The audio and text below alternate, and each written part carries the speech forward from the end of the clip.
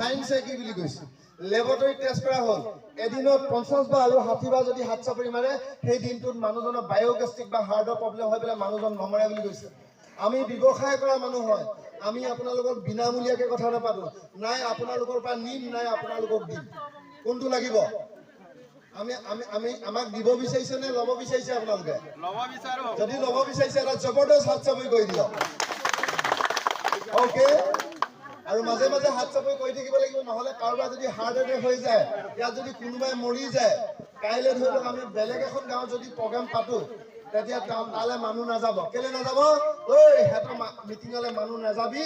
গলে মানুহ মৰে এনেকে কমলে নকয় একেলগে চাব বিচাৰিছো কিমান মানুহ জীয়াই থাকিব বিচাৰে মৰিব নিবিচাৰে 1 2 3 একেলগে জবৰদস্ত হাত চাপৰি আৰু যিসকল ব্যক্তি আমি মাতিছিলো তেওঁলোকে আজি নিমন্ত্ৰণ ৰক্ষা কৰি ইয়ালৈ অহাৰ কাৰণে তেওঁলোকক আমি ধন্যবাদ দিছো যিসকলে আহিব নোৱাৰিলে যিসকল নাহিলে তেওঁলোকো গম পাব লাগিব যে ইয়াত ভাল কিবা এটা হৈছে এটা জবৰদস্ত জোৰকে হাত চাপৰি কৰি দিয়ক মজা লাগিব আজি আমি ইয়াত স্বাস্থ্যটো কেনেকে কম খৰচত কৰিব পাৰো সেইটো বিষয়ে আমি কথা পাতিম দ্বিতীয়টো হৈছে আমি কেনেকে মানুহ ধনী হ'ব পাৰে এই বিষয়টো পাতিম এই বিষয়টো পাতিবলৈ হ'লে আপোনালোকৰ পৰা এটা মই পৰিৱেশ বিচাৰিম কাৰোবাৰ মোবাইলৰ ৰিংটন বাজিব পাৰে কাৰোবাৰ কেঁচুৱাটো কান্দিব পাৰে আৰু কোনোবাই বেলেগ এটা কথা উলিয়াব পাৰে যাতে অন্য মনস্ক যাতে নহয় আপোনালোকৰ লগত থকা এণ্ড্ৰইড মোবাইলবিলাক চাইলেণ্ট নতুবা ছুইচ অফ কৰি লওক লগতে আপোনালোকে খুব ধুনীয়া এখন পৰিৱেশ দিবলৈ চেষ্টা কৰক সুন্দৰ পৰিৱেশৰ মাজতে সুন্দৰ পৃথিৱী পাব পৰা যায় বুজি পাইছে কথাটো আপুনি খং উঠি থাকিলে ভয় লাগি থাকিলে আপুনি ভাল জেগাত সকলো ৰেডি আছে আৰ ইউ ৰেডি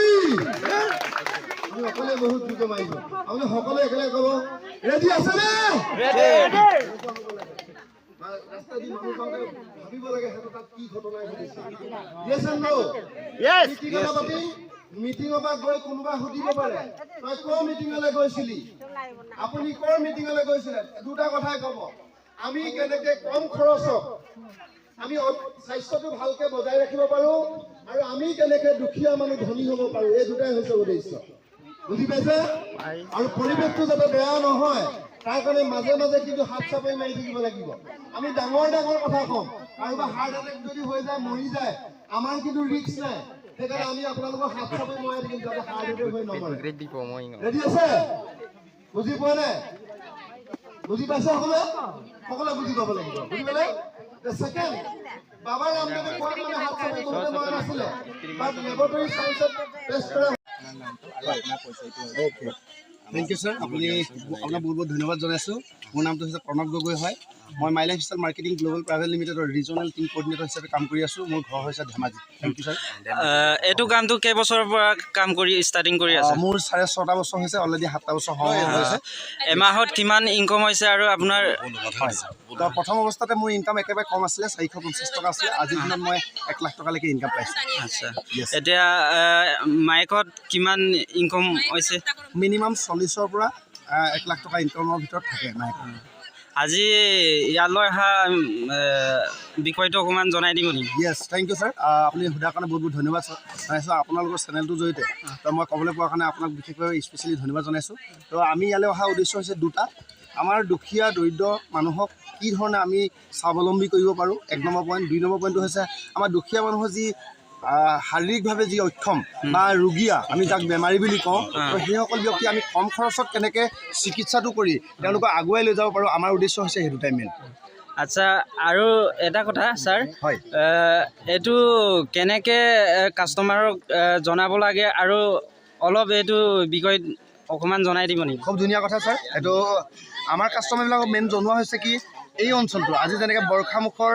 গৰখীয়া যি কয় গৰখীয়া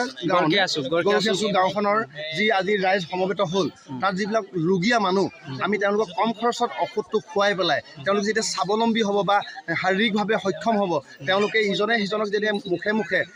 মুখে মুখে ইজনে সিজনক যেতিয়া ক'ব ইজনে সিজনৰ পৰা বস্তুটো কিনোতে তেওঁলোকে এনেকেই এটা বিজনেছ আপোনাৰ গ্ৰ'থ কৰিব পৰা যায় কম খৰচৰ পৰা আৰু ছাৰ এটা কথা কাষ্টমাৰৰ আৰু কেনেকৈ জইন কৰি